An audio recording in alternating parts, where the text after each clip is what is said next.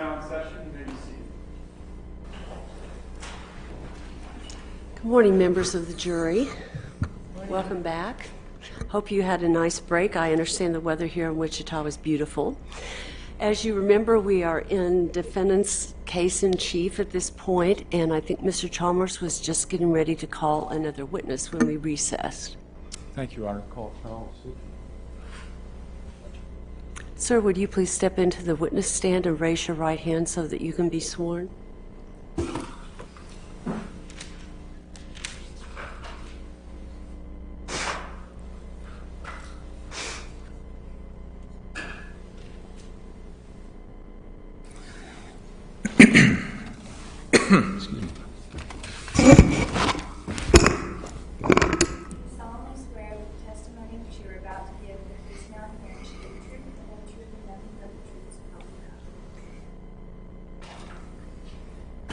Please be seated.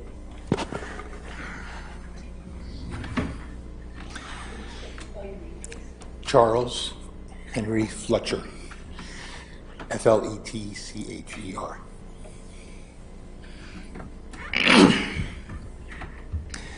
Would you introduce yourself to the jury, please? Hi, I'm Charlie Fletcher. And Mr. Fletcher, are you employed? Yes, I am. What do you do? I'm a physician assistant. What is a physician's assistant?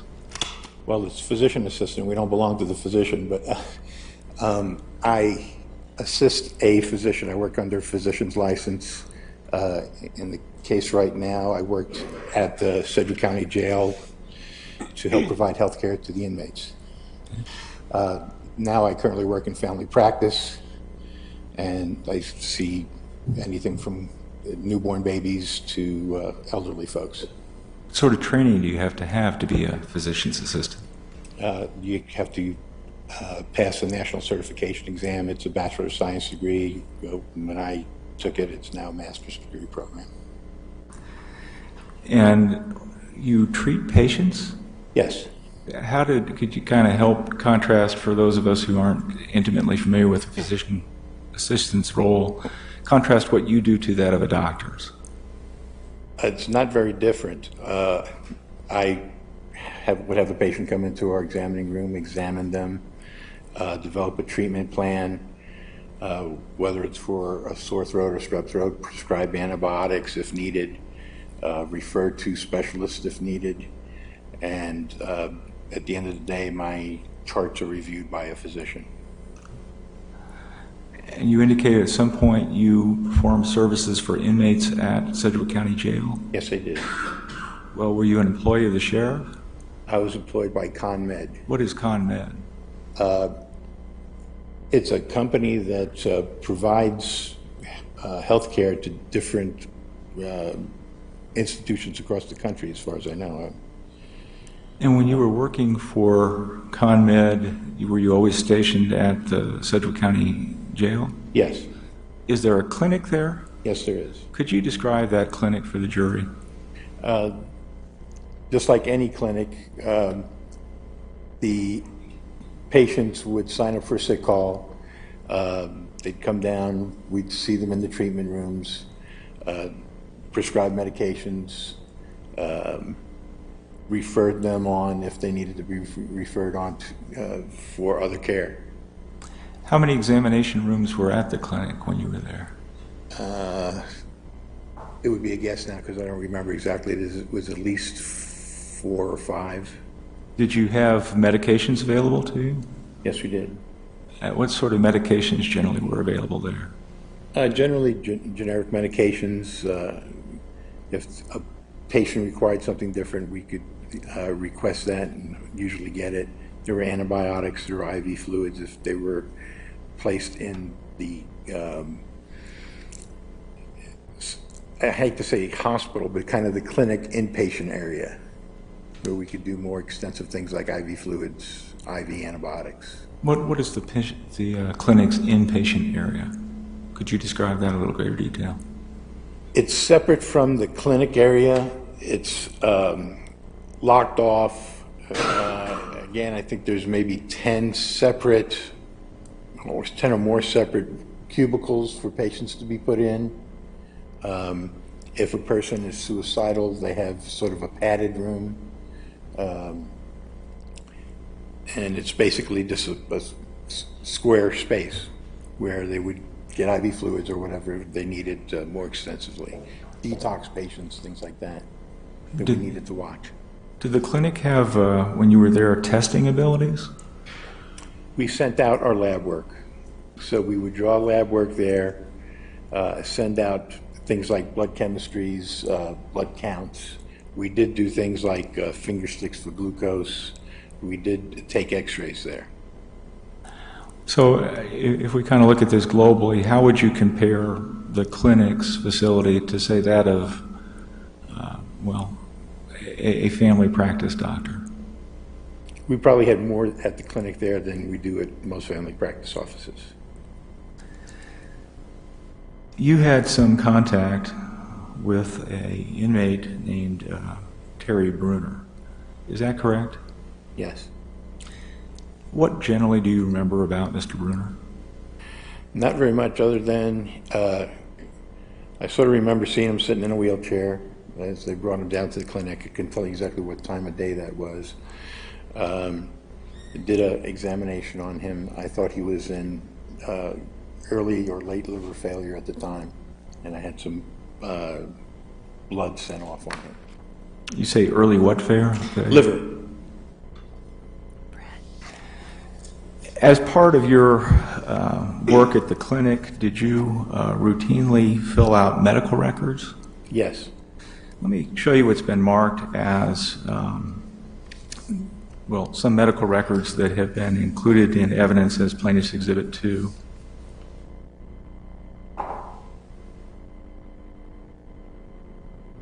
Should show up on the screen over there. Could you identify for the jury what this document is? It's a complete blood count and a blood chemistry analysis. There's a specimen date and time. What does that mean? That should be the time the specimen was collected. And by collected, did blood drawn? Blood drawn, yes. And it shows physician Fletcher Charles. Well, no, you're not a physician, but would that be generically physician, physician assistants? Yes, sir. And is that you?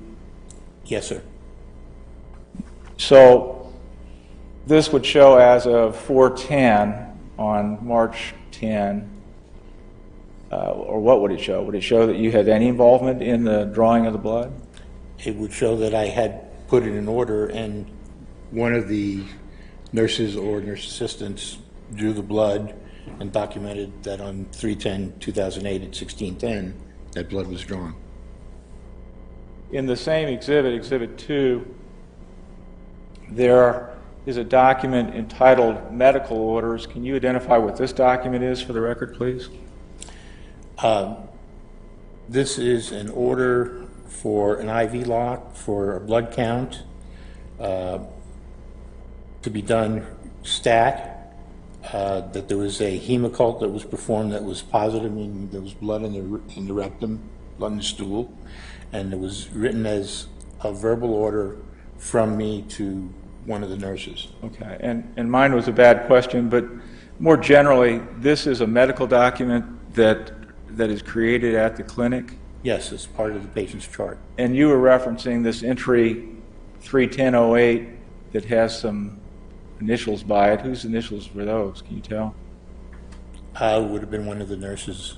Okay, and then it has Signing done. off as being done.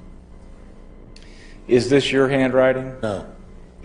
But your name is there. What does that mean?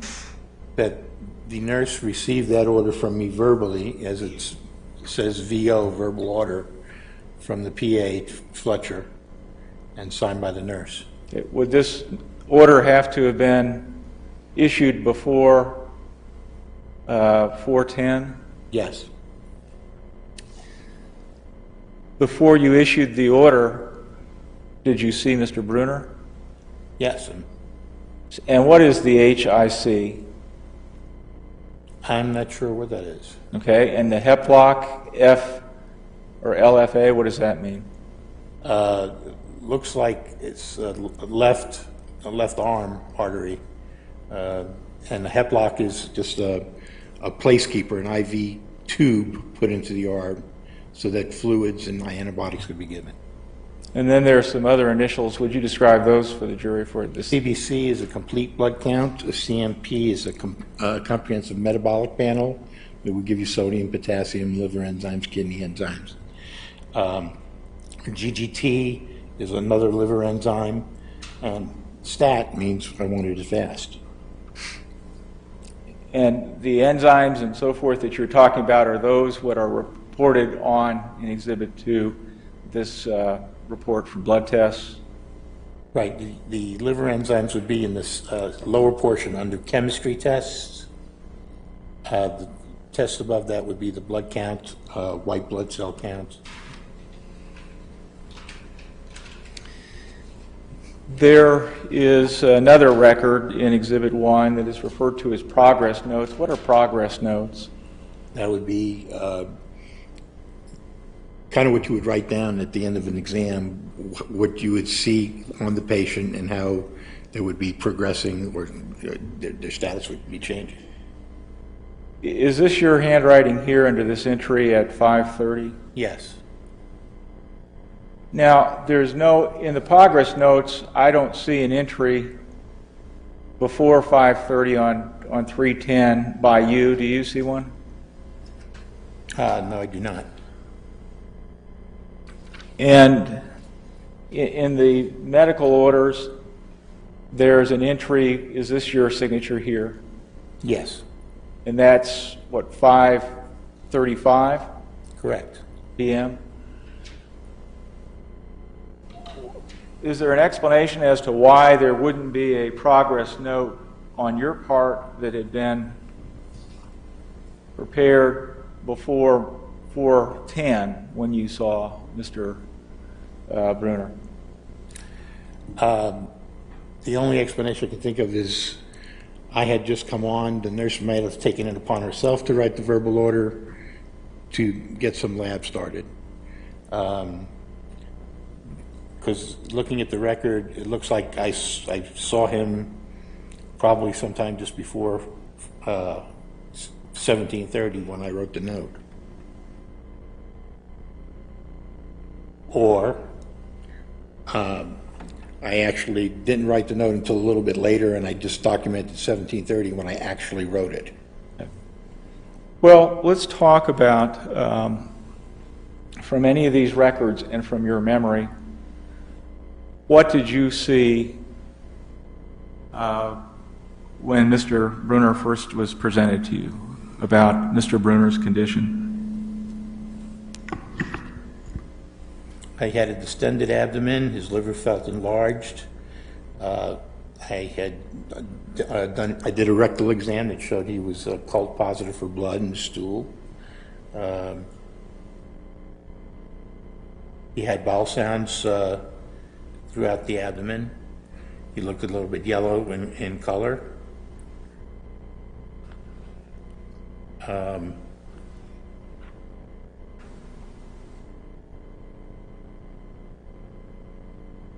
Can't read my own writing.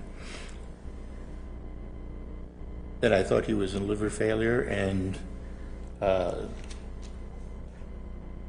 referred to the other notes for what we were doing for him as far as IVs and blood draws. Now, when you first saw him, would you have, as part of your examination, taken a stethoscope and checked his chest and done those sorts of procedures? Would have listened to his heart, his lungs, his abdomen. In this case, I decided to do a rectal exam on him. Looked in his eyes. If there are no findings in your records,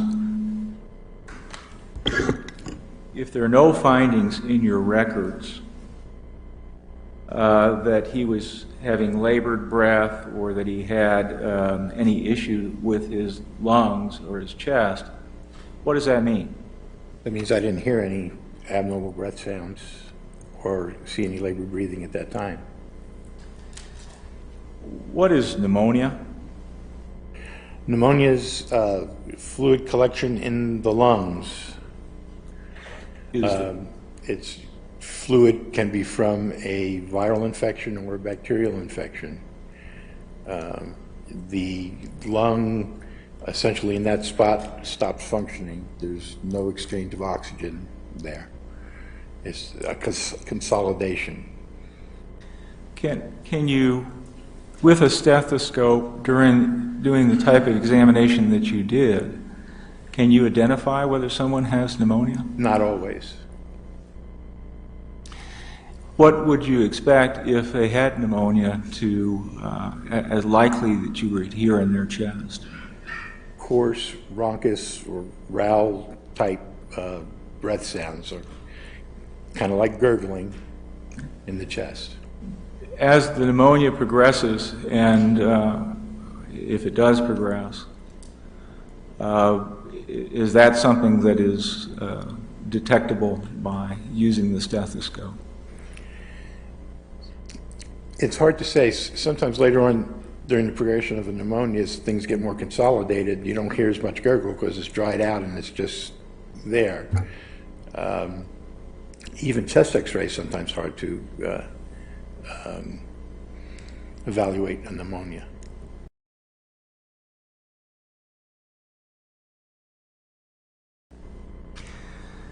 You were provided with information, or had available to you information, which were the vital signs that were taken by a nurse before you saw Mr. Bruner, is that correct? Yes. And these vital signs, the testimony is that they were taken shortly after he arrived in the clinic. Are you familiar with what these vital signs are and what they mean? Looks like he had a 93% saturation of oxygen in his blood, a pulse of 74, a low-grade temp of 100.1 axillary, a normal blood pressure of 118/78, respirations of 20. With a history. Was the respiration normal? Yes.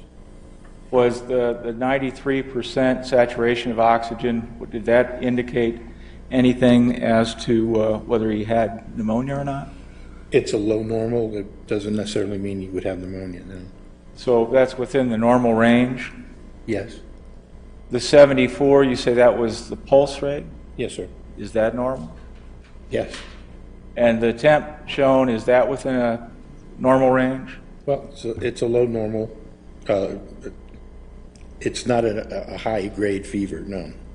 It's not the sort of fever that you would associate with heavy sweating or those sorts of issues? And the blood pressure, is that normal? Yes, sir. Now, later there were some vitals taken at about 5:20, and that may have been, or do you know, something that you would have seen before you entered your note of 5:30. I don't recall if I saw those or not. The vitals that were taken at 5:20, again going through them, they're a little higher. Well, there's a higher Well, the temperature's actually respiration lower. rate, a higher blood pressure, a higher pulse rate. Is that correct? Can you push it up again so I can see it? Yeah. The temperature is actually lower. The pulse rate is a little bit higher. The respiratory rate is a little bit higher. The blood pressure is a little bit higher. And the oxygen saturation looks like it's a little bit better, 98%.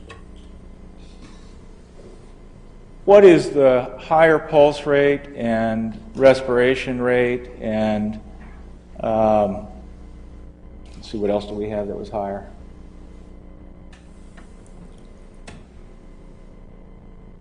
Well, I think those were the two maybe. What would that indicate in a patient? He could have been a little bit more active just before he had those vital signs taken. Not necessarily that he was any sicker. It might be an indication he's getting sicker, but not necessarily so. It might be, but not necessarily so. I'll withdraw, Your Honor. I'm just trying to clarify. Let's go to your note of, well, we've got the note of 5:30. At that time, your working diagnosis and what you were doing with Mr. Bruner was he had what again? Liver failure. Did you have any differential diagnoses? That's pretty much where I was focused, but it was by the labs that I had ordered, I knew I'd discover other things if there was anything. At that time, did you have a differential diagnosis, by the way, correct me if I'm wrong, is kind of a secondary sort of thought. Is that right? It's a list of things that you would think that somebody might have, trying to think from the worst down to the least worst. And in your consideration at that point, you didn't see anything that indicated to you, well, did you see anything that indicated to you that he had pneumonia? No. Did you see anything that indicated to you that he had sepsis? No. Did you see anything that indicated to you that he had meningitis? No. You enter some orders, and they're written down on 325 or 535 on the 10th. And what were those orders? For normal saline, 1 liter at 200 milliliters an hour, monitor the IV block. Why did you order the saline solution? Believing that he was in some liver difficulty, I wanted to give him fluid resuscitation. How does that assist with liver failure issue? Pushing more fluids through the systems help the kidneys flush things out, help build up a little bit more pressure to the liver so the liver can be perfused more. With his low-grade fever, help him keep his overall fluid status up. You got the test results back.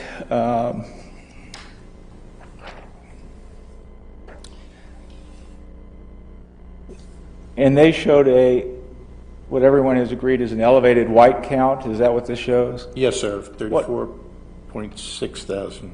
What significance did it have to you that he had an elevated white count? That there must have been some infection going on somewhere. And you got these test results back when, sir? Probably sometime before 9. So this would be just right before this 9 o'clock entry of 310 in Exhibit 2. Yes, sir. Could you read your writing to the jury there, please? Well, I ordered a gram of Rocephin, which is an antibiotic, intravenously, and I ordered for transfer by EMS to St. Francis Hospital. What is the purpose of giving him an antibiotic? Well, he has a 34,000 white count, and I want to get started on antibiotics now that I know he's got an infection, and so we gave him one of the bigger gun antibiotics, which is Rocephin. And you wanted to transfer by EMS to St. Francis at that point. Why? Because at that point I knew that he was sicker than we originally thought, and he would need inpatient at the hospital service. When you first saw Mr. Bruner, was he an emergency situation where he needed to be sent to the hospital? No, if I thought that, I would have sent him right away. Did it appear to you that his life was threatened in some fashion if he didn't receive treatment? No, not at that time. Could you, when you first saw him, tell that he had a serious medical condition? Other than the liver failure, which we'd handled in the clinic many times before, no. Did you prescribe any pain medication to Mr. Bruner? No, I did not. Why not? He didn't appear to be in pain to me.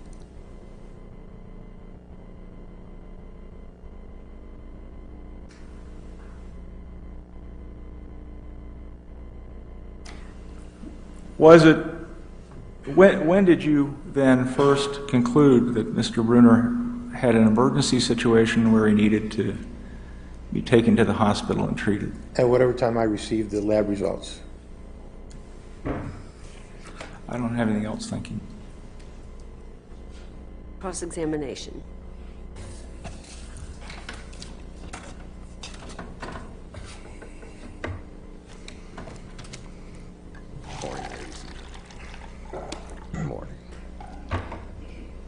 Good morning, Mr. morning. Fletcher. How are you this morning? My name is Jeffrey Feiger. I'd like to ask you some questions, all right? Yes, sir.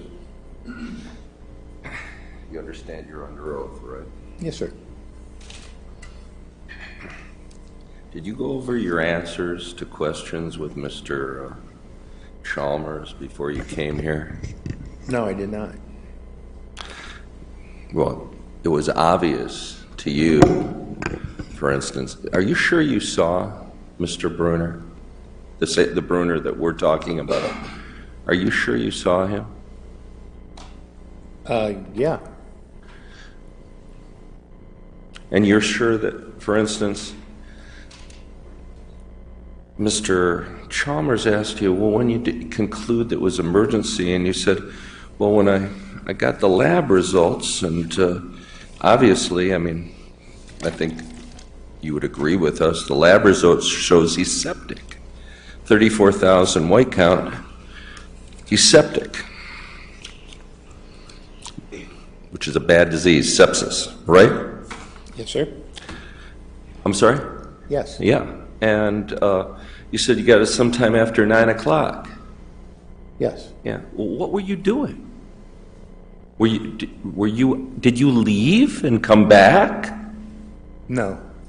He was in the clinic area, Well, being watched by the nurses, and he was receiving IV fluids. I know, but you know, Mr. Chalmers didn't ask you this question. If the blood test came back at 6 o'clock that showed he was septic, why'd you wait till after 9? I hadn't seen the lab results at 6 o'clock.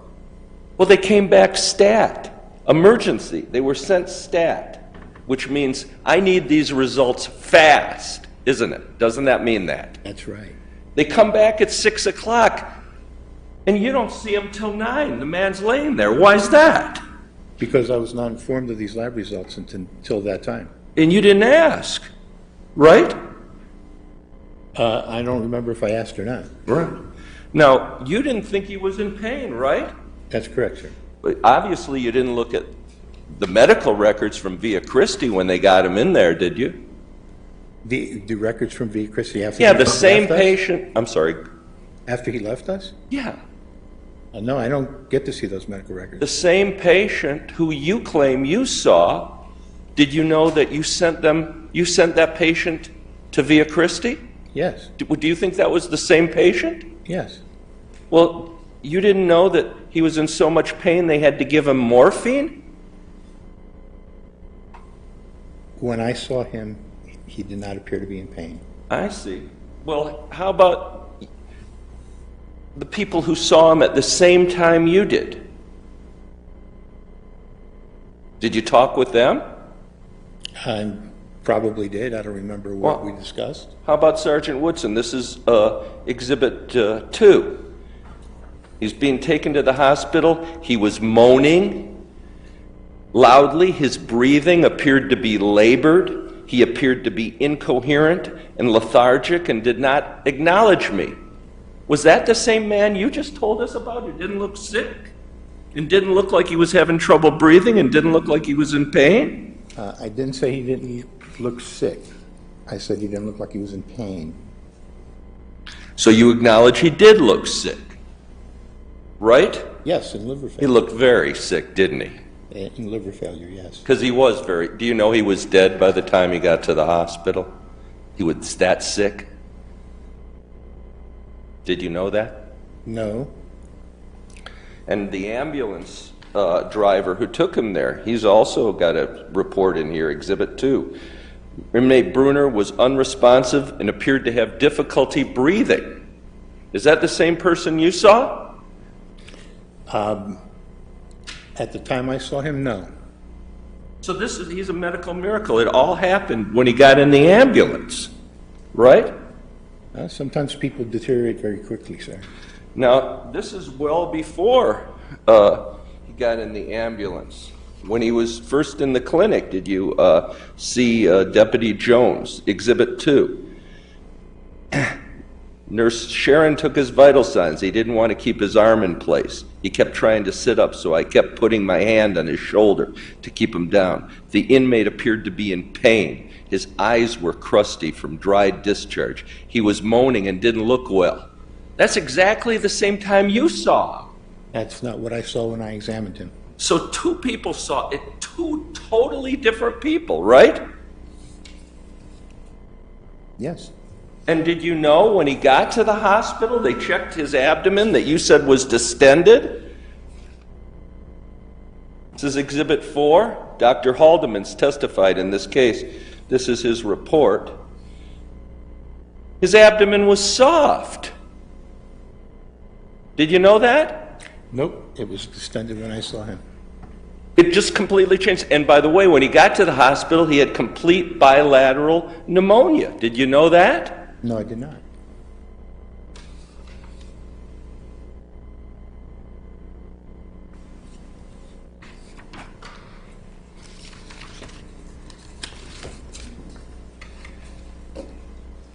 Anybody who saw him would know he's sick. Isn't that true, Mr. Fletcher?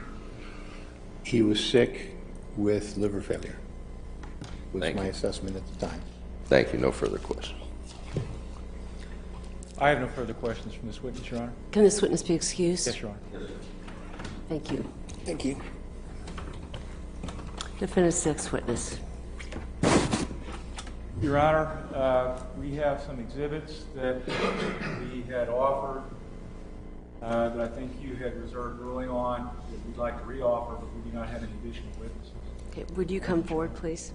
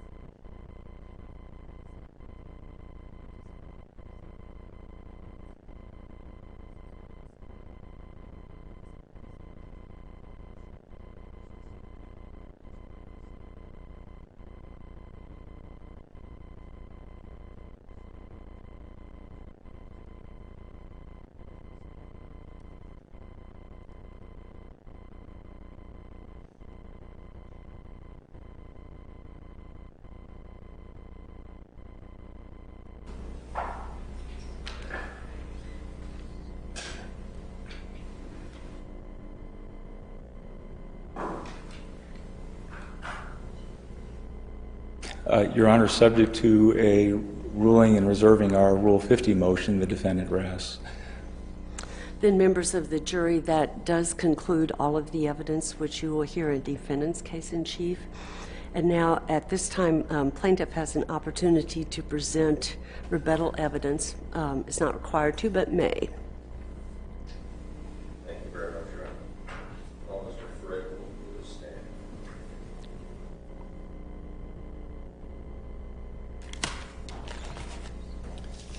May we approach, Your Honor? Mm-hmm.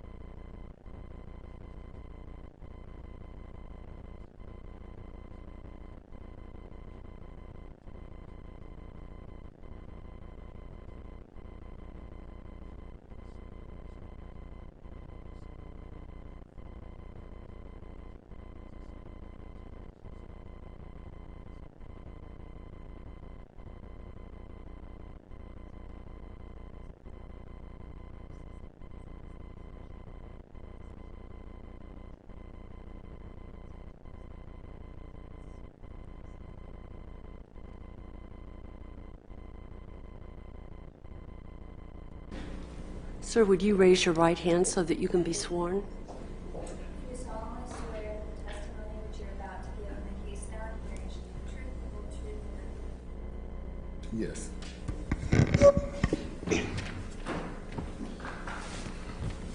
and Mr. Wooten, good morning. Good morning. Frederick, last name Wooten. Mr. Wooten, again, good morning. Would you tell the court and jury, please, again, your name? Frederick Wooten. And Mr. Wooten, how did it come about that you made me aware of yourself and what you are about to tell the court and the jury? You know, working with another case and reading in the newspaper about this situation that's going on. Okay. Have you ever been employed by the Sedgwick County Sheriff's Office in the jail? Yes, I have. Where do you reside, by the way, just generally? Here in Wichita, Kansas. Okay. And how long were you employed in the jail? 12 years. And could you tell the court and the jury your dates of employment? I worked from 4/99 until the 10th, The 10 of 04 499 till when? to the 10th of 04. Then I went back and started working from 11/05 until May of 2011. All right. In total, how many years did you 12 work? years. All right. Were you working there? This case involves a time period in March of 2008. Were you employed at the jail? Yes, I was. What was your position at all? Did you have the same position at all times in the jail? Yes, sir. Could you tell the court and jury what your job was? Detention deputies, basically making rounds inside the facility, the welfare of the inmates. Okay. What do you mean the welfare of the inmates? Basically, to keep tabs on them, make sure they're not fighting, or if they're sick or anything, you have to be their voice, to get the recommended help or need, to fulfill their needs. Okay. Physically, have you ever worked in Pod 1? Yeah, plenty of times. Are you familiar with Pod 1? Yes, sir. In the cells of Pod 1, do they have a large plate glass? It's not a large plate glass. It's I don't know the exact size of it, but it's a nice square window where you can see inside. Okay. Can you tell the court and the jury if there's any impediments or whether you're able to see fully inside of that cell to check on the welfare of inmates who are there? Yeah, you get a full visual inside the cell. Okay. Do jailers have an obligation to get inmates medical help? Your Honor, I think it's calling for a legal conclusion or some sort of standard of care. I don't think is relevant to the case. He can testify about his understanding of that. Just as your own job, did you have an obligation to get inmates medical help? Yes. In addition, was mental illness also within getting them help? If they showed a mental illness, was it your job to get them help? Usually what we'll do if an inmate displays any sign of mental illness, we'll contact the supervision, and the supervision usually, put them on a 15-minute watch. I'm sorry, I cut you off. Explain to the court and jury what you mean. If somebody displays mental illness, they get a 15-minute watch. Well, what usually happens, they put them on a 15-minute watch until they're able to be seen by mental health. So that way you're keeping tabs on them to make sure that they're not going to harm themselves. Tell us generally how often jailers are supposed to observe inmates in Pod 1. The general observation is you do it every hour, at least make a round. Explain to us what you're supposed to do every hour. And by that I mean, are you required to walk around and look into the jail cell? Yes, each cell. If someone made a claim that, in this case, that Ms. Staton, do you know the defendants, Ms. Staton and Jameson? Yes, I do. If she said she was a woman, so she wasn't allowed to walk around and make visual checks, is that, to your knowledge, correct? No, everybody must make rounds. It's usually the deputy's discretion if they don't want to, because it's males out sometime inside the pod. So what you do, you call your rover in and have them assist you and make a round for you, because you still got to do a round every hour. You still have to do a round every hour, is that correct? Yes. Okay. Now, if you find, for instance, an inmate on the ground, unconscious, what is a jailer required to do? Call a code 1. Object to the question. It's speculative, it's opinion, it's not relevant to the issues in the case, Your Honor. I think he has sufficient foundation to answer that. Thank you. Go ahead. What did you... Well, when you find out, with us not being licensed in the medical field, you find an inmate on the ground, you'll call a code 1.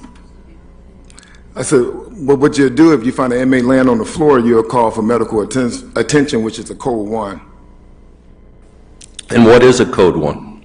For medical assistance to come and help you with whatever's going on. All right. What are you required to do during those rounds every hour, every 15 minutes if they're on mental health watch? To make sure the inmate is not harming himself. And if you're doing it every hour, what are you required to do?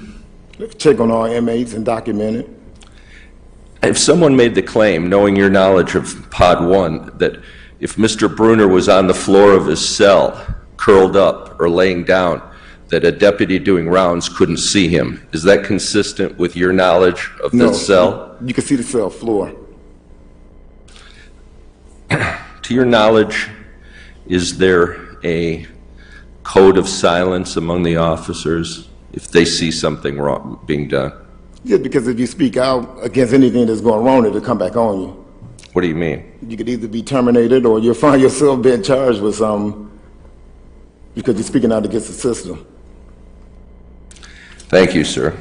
By the way, were you ever actually given a commendation for finding an inmate on the floor or in need of help in going to their help? Yeah, I had a situation where I had an inmate in adjacent pod to pod 1. I was in pod 2, made just like pod 1, and the inmate pushed the intercom, and I couldn't understand what he was saying. So then I called the rover to come and assist me, but he said he was busy. So I took, upon myself to call the pod worker, which is the inmate that work in the section, to go look inside the cell, and the inmate had cut itself to the bone and had to get 57 stitches. Were you giving a commendation for, Yes, sir. for making that observation and getting help? Yes. Thank you, sir. I have no further questions. Cross-examination. So you left the sheriff's employment this year? Yes. Well, no, 2011, May. And why did you leave? It was a misunderstanding in communication that led to my separation, which was insubordination, because I spoke out. You were fired? Yes. I want to talk to you about a few things, but first, I want to get a handle on your testimony. Let me show you what has been marked as Defendant's Exhibit 414, and it should show up on the screen in front of you. That's inside the pod 1. You know that in the booth, right? Yes, sir. And that's where the deputy that's in charge of the booth, that's where they are, correct? Yes, sir. And you had indicated that you can see the floor of the cell, and I think what you meant is you can see the floors of the cell as you make rounds. Is that correct? Sir. Because you can't see the floor of the cell from the pod, can you? No, sir. You can't really see the inmate if the inmate's lying down in the pod or laying down in the cell from the inside the booth, can you? No, that's why you make hourly rounds.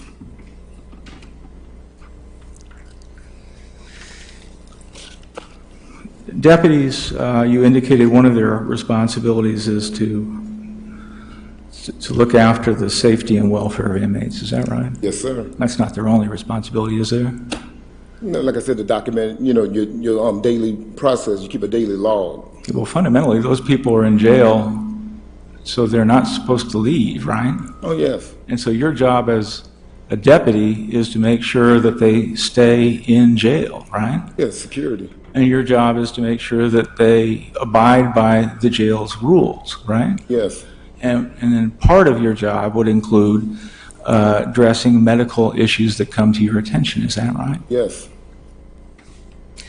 And you remember that the rule was, when you were there, that there should be a round done every hour in this indirect pod to look at the inmates when they're in their cell. Is that right? Yes. I was a little unclear. Are you talking about every hour there will be an observation made, that is looking at the people out? Or are you actually saying physically get out and doing rounds? Physically get out and do a round. Okay. And that's been the policy, or was the policy when you were there, is that correct? Well, actually, it's never been an actual policy. It's just word of mouth. That was the rules. Okay, it was the rules. That's what they expected, right? Yes. But people weren't doing that, were they? Evidently not. Well, I mean, the fact of the matter is that you're in an indirect pod, and if it's a day where you have many other responsibilities, and you can't get a rover, then you can't do that. Isn't that right? Well, like I said, the rounds have to be done every hour. It's no excuse not to be able to get a round, to get a rover in there to make rounds. Okay. You've got a rover in pod 1 who had been responsible for that day for 4 different pods, right? Yes. And your position, and I hear you loud and clear, is that there's no excuse not to have a rover in. But the reality of it is that when you were working there, people did not have, as the general rule, they did not have the daily 1 hour reviews. Isn't that right? Yeah, a lot of people didn't do it. Okay. And they weren't punished for that, were they? No. So this word-of-mouth policy kind of had an amendment to it, and that is, do it when you can, but you're not going to get in trouble if you don't, right? No, because they actually went in and changed it and made it to making 2 rounds within an hour, so you had to do one every 30 minutes. That's right. They changed the policy after 2008 and emphasized that you would do it more frequently, didn't they? Yes. Now, when you indicated that when you see someone who has a mental health issue, that what you should do is contact your supervisor, right? Yes. And then what the supervisor can do is put the inmate on either a racked or an unracked watch, correct? Usually they put them on a rack watch, but it's for 15 minutes until they can be seen by mental health. And racked watch means that they are put in their cell and kept there, and then someone checks on them every 15 minutes, if that's what the supervisor ordered, right? Yes. Because it requires a supervisor to order a racked watch, doesn't it? Yes. Now, the